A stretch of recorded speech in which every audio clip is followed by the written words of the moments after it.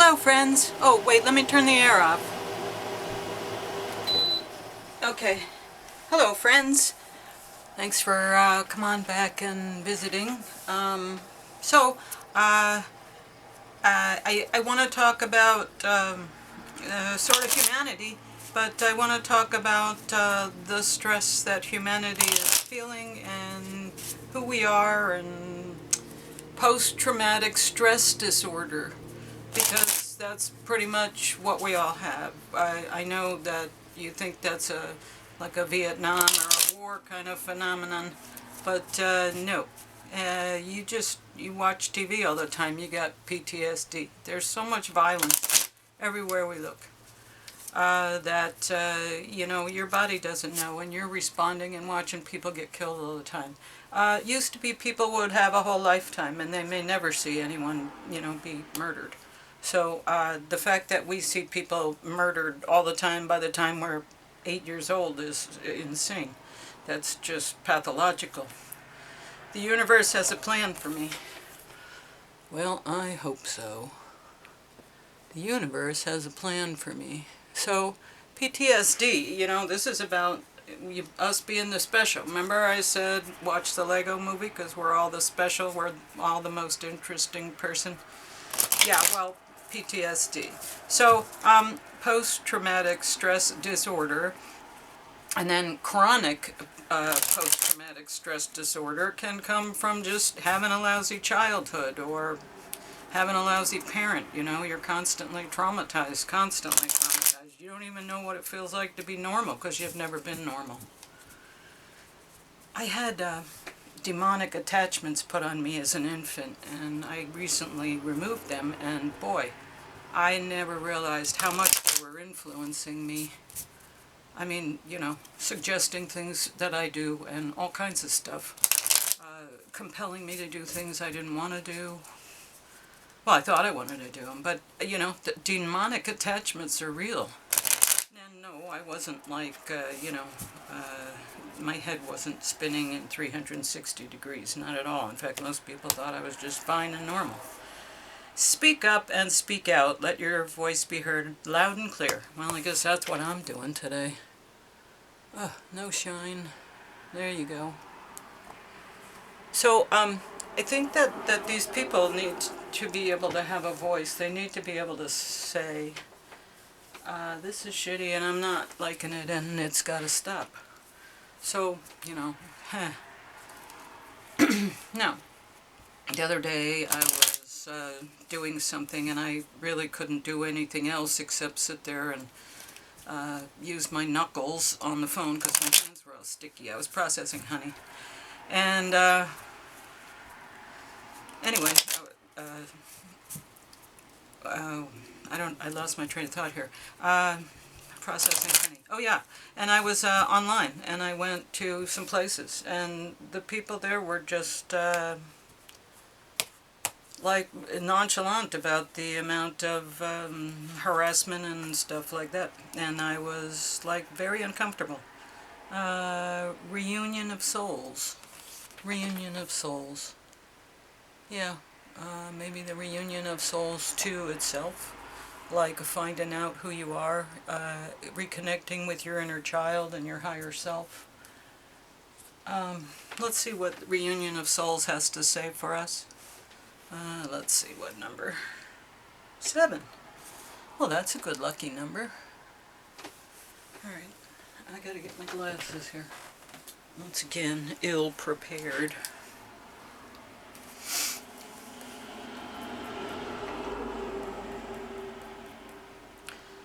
Okay, so, the reunion of souls. There is a school of thought that says before our souls come to earth, we make contracts or agreements with other souls. Absolutely true. At one point in time, we appear in each other's lives to assist those involved in learning a lesson, being a catalyst for a needed change, or to share in profound joy. When a person comes into your life to teach you a lesson, no matter the human form, no matter the human experience, this agreement is based in love. The human experience may be painful and extremely challenging. Acknowledge the depth of love needed for this contract to take place. and then let them go. The experience may be profoundly moving, but ended abruptly and without reason. Again, be grateful and move on. Cherish the lessons and move forward in your life the way it was meant to be. I have so much to say about that. I could talk about that for a very long time. But needless to say, yes, we do have contracts, and sometimes they can be amended and adjusted, and sometimes we have to follow through. Sometimes other people fail to come through in their part of the bargain, so adjustments need to be made. That's what happened to me. I was supposed to have a helper, a soul partner, and he decided that he wanted to screw around and the hell with everybody. And so when it came time for us to come together and do the things we needed to do, he hadn't done any of the work. There was no way he could come because he had done nothing. And so I'm waiting there going, hey, here we are, ready to go. And he wasn't there and couldn't be there. He couldn't even get to where I was in order to meet me, in order to accomplish the goals we were supposed to have. So, there you go. You give people time to pull their head out of their ass and they still don't do it. Such is life. So anyway, I had to move on, and do what I needed to do. And, I did that. And now I'm kind of, I finished that, and now I'm, doing other things. But anyway, post-traumatic stress disorder. I don't know why I went off on that tangent. Oh, I know why, because we were talking about reunion of souls. And, all kinds of things happen. Free choice. That's what free choice is. It's what makes everything random, because we have free choice. Okay, anyway, so post-traumatic stress disorder and humanity. What do you want to tell us, cards, about this? Well, there's the Fool upside down. Is the whole deck upside down? Yes. So here's the Fool. So here we are, starting out on our journey. And, I talk about this a lot because the Fool is ready to take the first step off into whatever. And if they don't have the right thoughts in their head, they're going to just step off and go off in a direction, and there's going to be no way to correct it later on. And they're going to be way off track, They're supposed to go this way and they step off in this direction. Well, there's no hope. And, the society we live in now works really hard to get us to step off in a completely wrong direction and waste our time wandering off somewhere else that has no relevance to where we're supposed to go. They are always trying to get us to fall off the path and our mission. Anyway, crossing us, post-traumatic stress disorder, the Tower. So, I think the Tower is that a lot of people don't want to admit that this is an issue, this is a problem. They're okay with everything the way it is, and yeah, good for me. I've also noticed people will be enlightened in one area of their life and not another. They're enlightened in maybe a spiritual sense, but they're not enlightened in a financial sense, or they're enlightened in a financial sense, but they're not in an environmental or historical sense. There's all kinds of different enlightenment information floating around. It's hard to take it all in. Anyway, where are we coming from? The Knight of Pentacles. So here he is on a slow-moving horse. He'll get there. He's taking his time, but he's enjoying the ride and he's enjoying the view. Okay, grounded, earth energy. Alright, where are we trying to go to here? Goal? Magician. Yeah, magic. Let's turn this place around. So, we're trying to make this world seem more hospitable to humans, male and female. Let's see where we're going. Okay, 9 of Wands, so protected, but yet still on alert, but you know, you got to maybe step out of that little cage that you built for yourself and see what else is out there. We protect ourselves like this with our belief systems, and we're afraid to stand without all of our belief systems, and you can't get attached to the outcome. Yeah, that was like a big lesson for me. Can't get attached to the outcome. You have to just let things flow, and however it happens, it happens. You have to go in a direction and not know how to get there, and that's a skill. Okay, tools. Let's see. Seven of Swords. So it's a strategy, it's trickiness, it's, there we go. It's, I guess, I can't get the light right. It's dark. I should turn the light on. Better? Better? No, worse. Okay, anyway. So, those are the tools that we have. The ability to strategize, and we do things and can see things other people can't, so we're ahead of the game and we're able to move swiftly and silently. Okay, so post-traumatic stress disorder, you know, what does this have to do with anything? Well, don't worry, we'll recap. How do we see ourselves, these traumatized humans, how do we see ourselves in terms of the situation?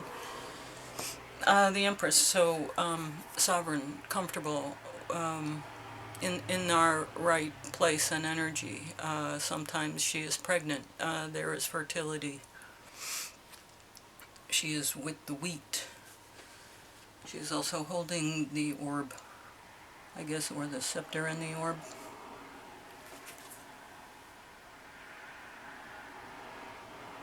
I think that's true. Okay, anyway, Empress. Okay, environment that we find ourselves in. The Ten of Wands, so heavy burden, carrying a heavy burden. Are we going to carry it to harvest? Are we going to drop it? What's going on? That's the environment. A lot of responsibilities, lots of oppression, a lot of weight on our back. And the hopes and fears are the King of Wands. So this guy is magnetic, he is attractive, he is dynamic, he is sexy, he is wow. And, you know, that's great, but it's maybe seductive and seducing and maybe not such a great thing. Maybe he's tricky and, anyway, that's hopes and fears. You know, who is this guy? Is he good or is he bad? You never can trust anybody. That's essentially what that card is saying. Okay, so where are we going? Where's the final outcome? The Queen of Swords, so truth, but kind of a severe, austere truth. But she's like really right on. She knows, and she can tell them what's going on. So what does this have to do with post-traumatic stress disorder, you ask? Well, let's see if we can pull it together. So here we are on the earth, and you know, we do have these contracts and we're here, but we're being misled and manipulated, and all kinds of things are happening to us, and we have to kind of roll with the punches, although we're not taught to roll with the punches. We're taught to do other things like, you know, structure everything out and know where you're going and take a step at a time and know what that step is and all that jazz. And it's very structured and very Pluto and Capricorn kind of stuff, if that means anything to anyone. Okay, and so here we are, you know, going about our little lives as children and adults and everyone else as humans. And the tower comes along, and we have a tower. So how do you handle that? Like, what do you do? So, you know, you're coming from a place of, well, I'm starting out, you know, I have a little bit, I'm laying the groundwork, I'm working, and the goal is I want to do magical things, I want to have this and this and this, I want to acquire these goals, and I want to learn these skills, and I want to do all these things. And and yet when you get here, you feel like some of the things that you did are great, but now you're trapped because you did them and now you have to keep doing them. And you're stuck there and you achieved this goal, but now you're trapped because here you are, you know, having to keep doing that and adding other things. And, you know, herein lies this. So, you know, here we are, working and working and working and working and working. But, you know, are we getting anywhere? Our skill set is that we have the ability with thoughts and words, because it's swords, to maneuver and find our way along the path, navigate the course. So we have those skills, and that's good as humans. We see ourselves as, hey, we're pretty great, I deserve these things, I'm good, and I have the skills and the fertility, and I'm ready to really embrace the mission here. But then I find myself in a place of complete burden because here I am wanting to have a good life and be fun, and here I am overwhelmed and burdened and oppressed, and I can't trust anybody to come and help me or work with me or give me good information because there isn't anybody, it seems. The real information you get from within. And so I think she's coming along and saying to you, the real information that you need is within, and you have to go within and find it, and that's where you'll find your truth. You keep looking externally, but it's not outside of you, it's inside of you. And that's how we become the special, by knowing who we are. And nobody can tell you who you are. Only you can tell you who you are, because only you know. So if you're confused, then nobody knows who you are. God knows who you are. Your spirit guides and team know who you are, and they're trying to get you to understand who you are.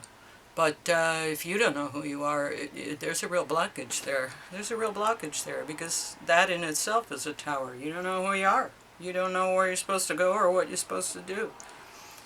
And that none of that has been identified, or it has been identified and you've been gaslit, or you've been suppressed, or you've been told that's not right, or any number of other things, you know, to set you off your path, to set you off track.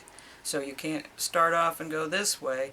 You start off and all of a sudden you're here with the first step, and you're never going to get there because you're off this way. So that's the way humanity sees itself. Humanity sees itself manipulated, oppressed, tricked, gagged, you know, subjugated, all kinds of things. And we're going, hey, what the hell? Nobody told me any of this when I wanted to show up, and I'm not happy here. And then you go on and, you know, you start crying on the screen, on the camera, and you say, I don't know what to do anymore. I don't know how to fix this. How did I get here? I did everything I was supposed to do as a human, and yet here I am. You know, I can't make ends meet. I can't find a way. Now, if that's not trauma, what is? So we're all traumatized. We're all living in a world where we can't meet expectations. You know, no matter what you do, you're never enough. No matter how much you have, you never have enough. It's always, you know, never, never, never. Unless you turn it around and you say, not doing that anymore. Not playing their game. Not going to show up and do what they want me to because it's killing me. This is the post-traumatic stress. This is the trauma, constant, daily. Since the minute we're born, it's a constant barrage of trauma. And, you know, we have to make it through. We have to be strong enough to stay on course and make it through. You see how many people get, like, confused and sidetracked. Transgender? Really? You are good enough. Full moon in Virgo. So, you know, we are good enough, and we can't use these external markers to tell us who we are, because they don't know who we are. Only we know who we are. Only we can say who we are. I am this, and I know I'm this. Okay, you are good enough. It's time to be really honest with yourself and understand what's led you to ask your question. Have you been humble to the point of being self-effacing? Humility is good, but it can go too far, and drawing this card suggests you may be underrating yourself. You don't have to be flash, just quietly certain that you are good enough. At the other end of the scale, you also need to honestly answer the question, have you been too picky?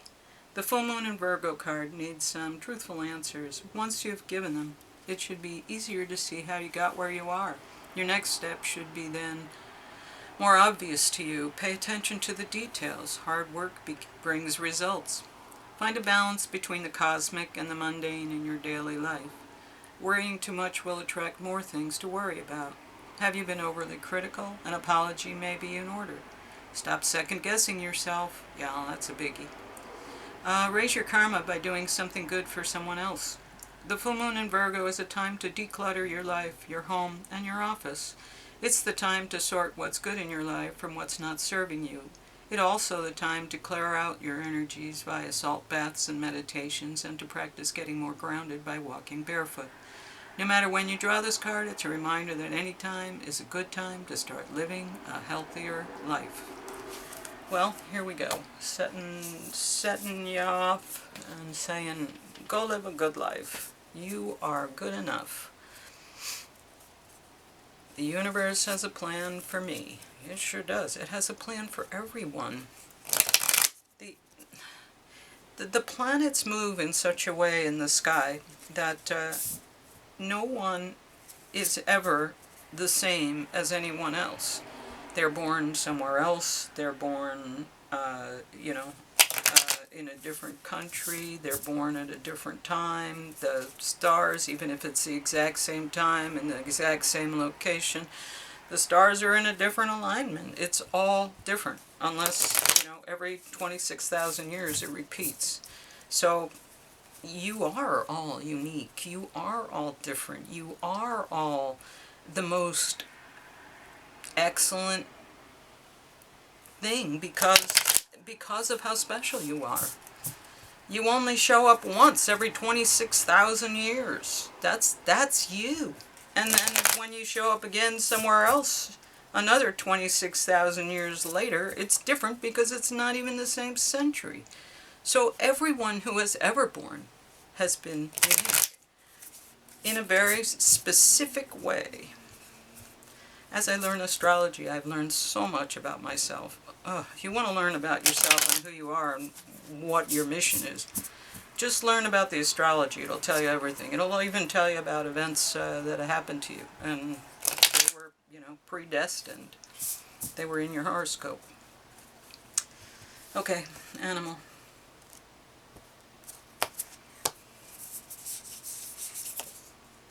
Rabbit. So there you go. Bunny, bunny, bunny on the earth. Rabbit, afraid of everything, overwhelmed, frozen. The rabbit loves to remind his friends that someday the eagle will swoop down and eat him. He talks and talks and talks about it, so loudly in fact that one day the eagle hears and thanks him for the great idea. Rabbit energy is alive when we are scared, most often about the future, and we become our own worst enemy. We spin up a dust cloud of fear and then complain to others that we are lost. Notice your thoughts and words, oh rabbit. They shape your destiny. Sensitive, problem solver, good listener.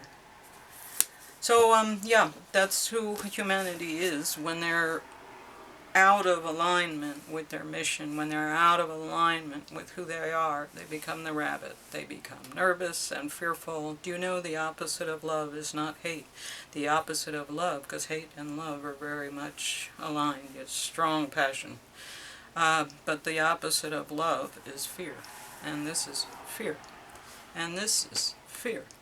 And, this is fear. And this is fear. And this is fear. So,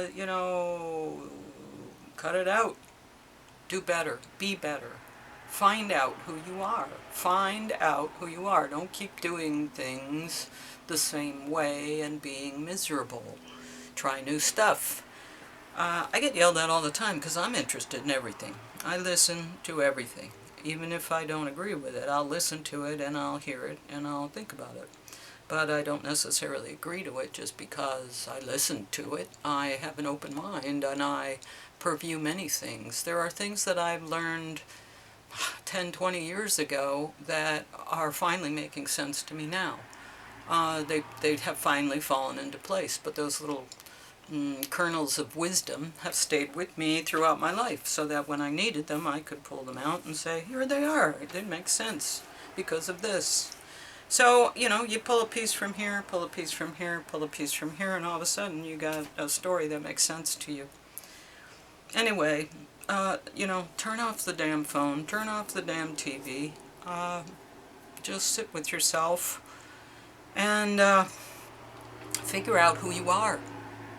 Because a lot of this trauma is because we don't know who we are. And we're being forced to do things that we would normally say, no, I'm not going to do that. I choose not to because I don't want to. I choose not to because I'm not able. I choose not to because it's going to hurt me.